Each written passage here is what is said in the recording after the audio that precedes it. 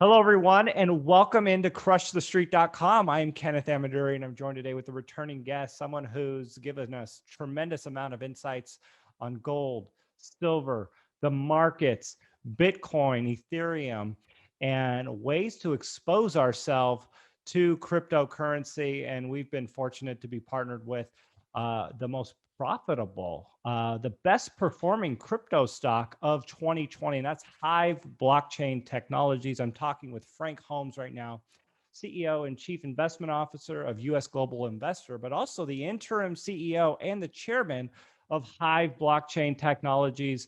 We're going to be getting into it today. We're going to be talking about Jets. We're going to be talking about Grow. Frank is just one of the top people, top minds in the investment space. He doesn't think conventionally, and he's been right more times than not. And I'm super grateful to be partnered with him. Frank, thanks for coming on the show with me today. Well, thank you for your very kind words. Frank, let's start off with just what we've seen over the last year. Let's talk about cryptocurrencies. And, you've been a believer even after the hype of 2017 and going into 2018. And I think that's significant. So many people thought it was just a flash in the pan. Look, it happened back in 2017. And, many were worried that it would never come back. And sure enough, we had what happened with COVID, Bitcoin going down to 3,000. It really looked like an end game scenario, like who's going to care about Bitcoin, but surviving the volatility of these crypto markets, you certainly have. So congratulations on that. Well, thank you. It's been a hell of a ride, up, down, and then clawing back all through that crypto winter of 2018, and wrestling control of the company from our principal, their large shareholder, that just didn't meet the standards of care that I run my fund business on. And lo and behold, what shocked most people was that in this past year of 2020, why did our stock was the best performing? And look at the math.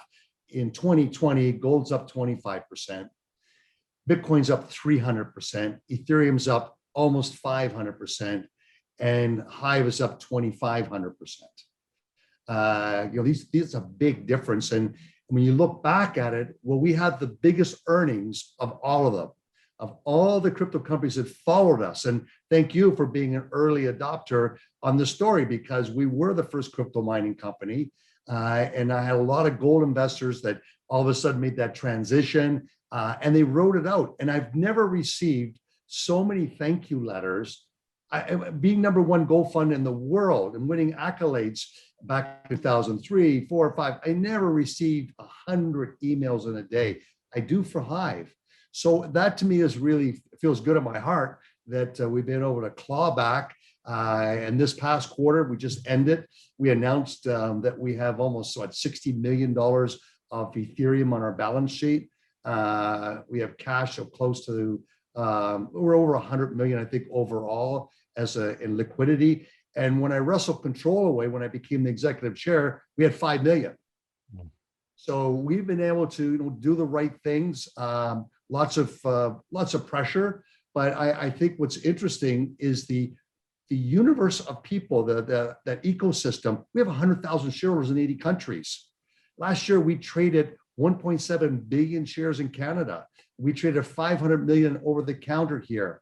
And if we were on NASDAQ, a lot of people say we'd be double where we are today. So we are in the process, Ken. As the biggest question I keep getting asked, we are in the process for filing a 20F. So we register everything with the SEC that we have registered in Canada and make application to be listed on a major exchange here. And I think that will be a game changer for many institutions. Okay, so let's talk Bitcoin as kind of the general banner of the cryptocurrency world, and then we'll get into Ethereum. Where are you seeing the biggest adoption for Bitcoin here going into 2020 and the boom we saw, Bitcoin going over 50, getting to 60,000 here? What's been the move what's been the biggest driver for that? Adoption. That is more people buying Bitcoin in fractals. and the number of wallets. So as the ecosystem grew with more and more smaller investors able to buy a fraction, and that really accelerated and validated with the growth of PayPal, that I could buy $3,000 worth of Bitcoin or $300 of Bitcoin. And then as it doubled up and tripled in value, I could sell that to buy a TV or buy a car because of the huge move it's taken. So and Coinbase back in 2017, that was the big on-ramp for people to mainstream and normalize it. And now we have Visa just recently. And so your credit card. So these adoptions are important. Let's come back about paper money. What is paper money? What creates the value of paper money is trust. Do I trust the government that's behind that paper money? And the more trust I have, the greater the value of that paper money. Interest rates will be lower with a country which has good safeguards and where you trust the paper. And what's happened is that Bitcoin, when it first started out, it didn't have many followers. And as more followers grew, that meant there was greater trust. And as you get more and more players involved in going long and taking a position, as that trust expands, that intangible digital money becomes real. And you know the best example of that is diamonds. 120 years ago, diamonds had no real value. The De Beers, as a cartel, basically shrunk the supply, controlled the supply, and they went to Madison Avenue and hired people that said, you need a diamond to demonstrate your love for engagement rings. And all of a sudden it started to grow and the price of diamonds started going up. Something that was worthless became extremely valuable. They went and gave these diamonds to influencers like movie stars, etc. And then people became, this is my terms of endearment towards you is this diamond, my gift to you. Japan was only in the 60s. They didn't have diamonds there as an engagement in the 50s. And it took off in the 70s and 80s. So we're witnessing different, there's no influences as being induced with love. It's just basically someone saying that all this money printing, and if you look at China, America and EU in the past year have accelerated the money printing by $17 trillion. We are seeing inflation in real estate, inflation showing up in all these different places. The CPI number doesn't capture food or energy costs, so it's really understated. But the crypto space knows there's only going to be 21 million coins. 17 million have been mined. 2 million are missing. That leaves only 2 million more coins to be basically out there, and so it's a really fascinating time of where we are. And so they know there's a limited supply. There's more believers, more fractals, more buying. It becomes real. Let's talk about Ethereum a little bit here, kind of the progress that we've seen with Ethereum. It's always has that higher, it's always been seen as, and in my opinion, and as we go forward here, it has that higher beta. When Bitcoin moves, it has that outsized performance, and of course, we know Hive has that as well, to even a greater degree. So let's talk a little bit about Ethereum. I mean, are you more excited about Ethereum than you are Bitcoin? And any comments on that? So when we look at Ethereum, we're the only blockchain mining company mining both Ethereum and Bitcoin, and we also hodl it. We own it on our balance, both coins on our balance sheet. Ethereum is a smart contract. Bitcoin is digital gold. And so that allows you to do much more creative things with that software and that algorithm. So what we're witnessing is a proliferation and growth in DeFi companies, decentralized finance companies. What's really captured the imagination is non-fungible assets. I mean, that market has exploded with baseball cards to art, and they all need, when they do this, Ethereum as their backbone. That crypto winter, we saw JP Morgan do nothing but knock Bitcoin. And the very bottom was in February of 2019, when they announced their stable coin. And that's grown to billions of dollars. Guess what? All these stable coins need Ethereum. So the bigger they grow with the banks of stable coins, the bigger the demand for Ethereum. Bitcoin gets all the publicity. This year, in February the 8th of 2021, Ethereum finally got listed in the CME and starts getting more publicity, but nothing compared to Bitcoin.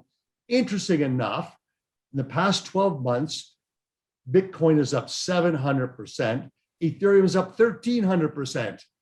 I like Ethereum. My margins are much bigger. And now I'm seeing that another company, a competitor out there, is going to buy some equipment to mine Ethereum, and they want to convert to only Bitcoin. No, I'm a big believer that the supply of Ethereum is shrinking faster because of proof of stake, because of DeFi growth and stable coins and now non-fungible items.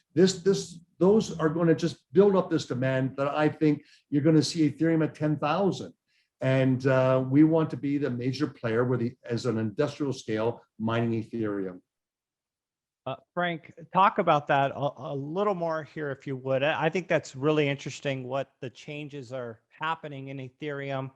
I'm not an expert on Ethereum, but maybe you can explain it to us, what we're going into this proof of stake, and does that change Hive's business model if, we go from mining Ethereum to proof of stake? I mean, how does that work with the profitability and what Hive does as a business model? Well, when I first got involved with Hive, it was this big risk that proof of stake was going to come next week.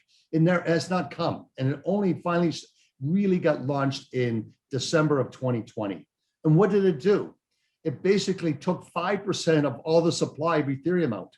So 5% went out to earn an income, and it meant the prices had to go up because the demand is growing. There's more interest, more users are using the algorithm to build out other DeFi models. So I think all these things over the next 3 years, mining is going to be very profitable, mining Ethereum. And I think that after that's over, then we can take those GPUs to look at doing rendering. If you're doing rendering for cancer research or for doing movies, it's just as profitable as mining. Yeah. Well, and it's a beautiful thing what we've seen, obviously, and you've obviously been able to strike while the iron is hot. And what we're doing that's Frank, really, what's really important is we're the first to start buying our data centers. Yeah. So that means most people lease everything and just try to get the cash flow. No, I'm a big believer that you want to own these assets because data centers are going to become extremely valuable down the road. If you can get stranded, inexpensive electricity, we only use green energy. We've made 2 major acquisitions in Canada during COVID. First was Quebec, 30 megawatts, now 50 in New Brunswick. In New Brunswick, we own the campus. So that's a real asset being built on our balance sheet. Yeah. Frank, let's talk a little bit about why, and this lends to what you're already talking about, why Hive was the #1 performing crypto mining company in 2020. But I'd also like to remind you of something you said in an old interview. I was looking up stuff on Hive, and you talked about it being like a royalty company. And I thought that was really interesting. Maybe you can expand on that a little bit. Well, we right now have about 4 employees, and the run rate is 100 million. So that means we're doing $25 million per employee. We outsource everything else. That's what royalty companies do, except for you keep the intellectual capital. With the GPU-1 acquisition, we'll go to 10 employees. But as we expand and we've made these announcements of buying more equipment and facilities, if we had all those equipment running today, Kenneth, we'd be doing 300 million in revenue, and having 10 employees, that's $30 million of revenue per employee. That's like a royalty company, and they call that your efficiency ratio. Yeah. So, and that's what you would attribute the growth and how well you've been able to perform compared to, let's say Riot or some of these other companies? Well, I've not taken a salary. I've taken my director's fees, but the whole crisis of the meltdown and turning the company around and reposition it because of my reputation and your reputation, you recommending it early, you seeing it go up and go down, and your subscribers. I want to thank them all for being so loyal and staying there, because I've received so many wonderful letters from subscribers that follow you, which is very exciting. That it goes to show you that you should stick to something that you believe has a long-term vision. But what we did do, Kenneth, is that we communicated like now all through the bear cycle and the other crypto mining companies didn't. We made sure we explained what the challenges, the headwinds were. Today, it's a tailwind. But there are some big challenges going forward, and that is getting equipment, logistics from around the world. Shipping rates are up 300%. Air freight is up 500%. Real big inflation, substantial that you've seen there, and timelines for getting equipment on a timely basis. So that's a big headwind that we have to wrestle with to maintain our growth perspective. Frank, we did an interview last year, kind of in the depths, I would say, of the crash. I mean, things were starting to recover, but you were optimistic that, hey, we were going to continue to move higher. It wasn't stock mania the way it had become, you know, in November, December, you know, January, and kind of where we are now. But you really called it. I mean, a lot of people were shaking their heads and, you know, worried about the fact that, you know, billions of people are locked down at home, not doing anything, businesses. And you were able to anticipate this major move. And again, congratulations on that. Thank you. I want this to lend itself to, you know, obviously the funds that you run. Maybe you can bring that up here as well. But also something we were talking about in the pre-interview is that we've seen this pullback in some of the big name, some of these EV companies, and, you know, the ARK funds. And, you know, I think there's been a lack of enthusiasm in some of these millennial investors, with stocks essentially flatlining. It's not like we're in any sort of crash, but this flat line has caused the wind to be sucked out of the investor retail enthusiasm, I should say. So maybe you can address that a little bit. Well, there's two headwinds when you think of it that way. But I want to come back to what's really important last year, where my enthusiasm was. The two headwinds are 10-year government bonds. So this time last year during the crisis, 10-year government bonds fell to 50 basis points. And then in September of last year, they started to rise rapidly. They went above their 50-day moving average, and they hit recently 180. And that says that the inflation rate's 170, so that's a positive rate of return from a negative real rate of return. All of a sudden, gold has sold off since the fall, and this past quarter was off 15%. So there's a lot of money, a big institutional money that goes into stocks as long as the dividend yield is greater than the 10-year government yield. And as soon as that 10-year government yield went above the dividend yield of the S&P 500, they start moving, they go somewhere else. So it's just recognizing that was one of those headwinds.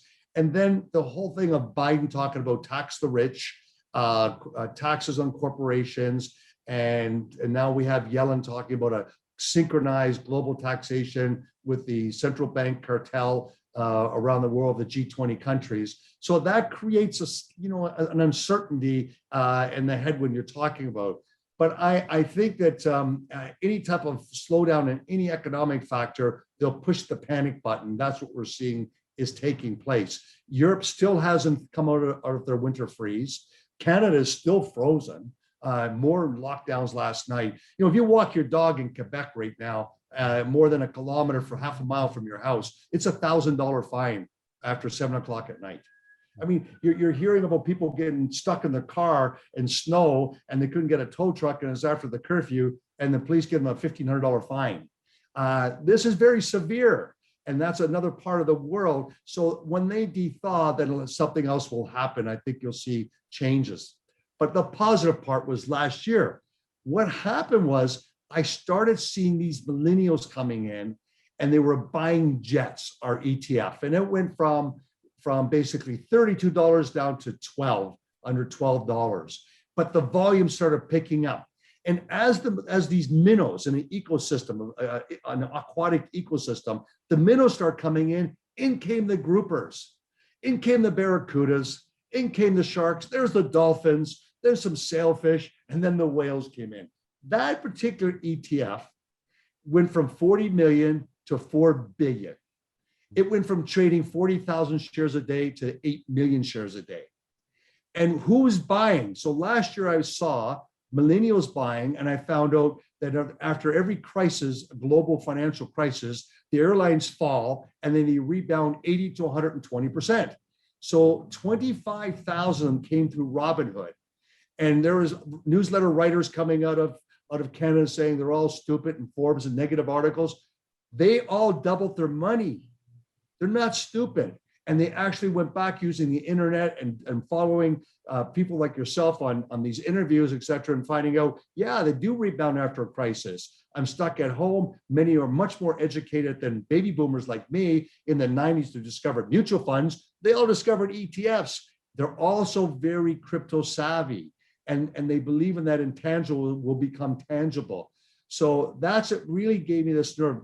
I was witnessing something with my ETF, and that I think I shared with you was a big impact on US Global, which is a tickers grow on NASDAQ. You know, it's gone up dramatically because of the growth of both Hive, which we're a major shareholder of.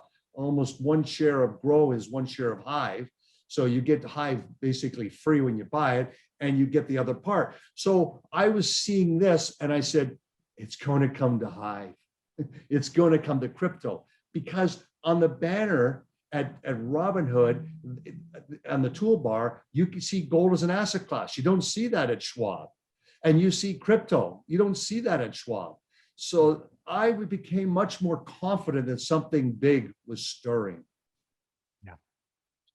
I guess I'd like to ask you one more thing, and just a roundabout closing way.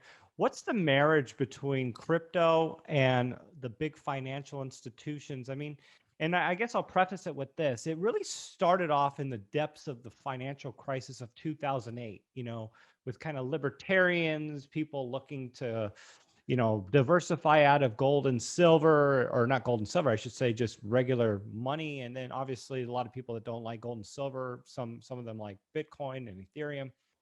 But what's the marriage between the mainstream and Bitcoin, being that maybe it's competitive to the current financial system? I think it's more characterized as an alternative asset class. And in that bucket, if you want to get better performance, you should have a certain allocation towards these alternative private equity, gold, and all of a sudden crypto in the past 2 years has become, and it's growing, a much more respected alternative asset class, that some are saying it's wise to have 2% in Bitcoin and Ethereum as an asset class. And we started seeing over a year ago, endowment funds like Yale and Harvard, et cetera, all of a sudden buying. And the big movement last year came, I believe it was when New York insurance, life insurance or Met Insurance, all of a sudden bought Bitcoin from the open market. Most of the hedge funds that were buying last year are using the futures market. Even though there's no leverage, it's easier for them to go in and out, and they don't have to deal with a lot of the AML and all these other KYC stuff they have to deal with, because they already trade gold and they trade copper and they may trade corn or wheat. They trade commodities. And so it shows up in the CME. So it's become much more of a fluid investment for them. And I think that we're going to continue to see more endowments. There's talk and rumors the Federal Reserve has even been buying some Bitcoin. I don't see that proof yet, but if it's out there, that's all great. China's fast tracking digital money. It's here. And it's just, you have to think of it, Kenneth, we're early. Remember in 95, who were the two big technology names were cutting the edge when the internet came out? Netscape and AOL. Well, where's Netscape today? And where's AOL? And then there was Ask Jeeves for information. He's gone. And then it was Yahoo. Well, that's basically shrunk down. And then it became Google. I don't know who's going to win in this sort of competitive arena, but it's real. You're early. I'm early. Yeah. We have to be able to stomach the DNA of volatility. But remember that another disruptive stock, Tesla, is now in the S&P 500. Tesla's DNA of volatility is still more volatile than Bitcoin or Ethereum on a daily basis and on a 10-day rate of change. Yeah. One more thing. How flexible can Hive be to navigate with the different changes that happen in crypto?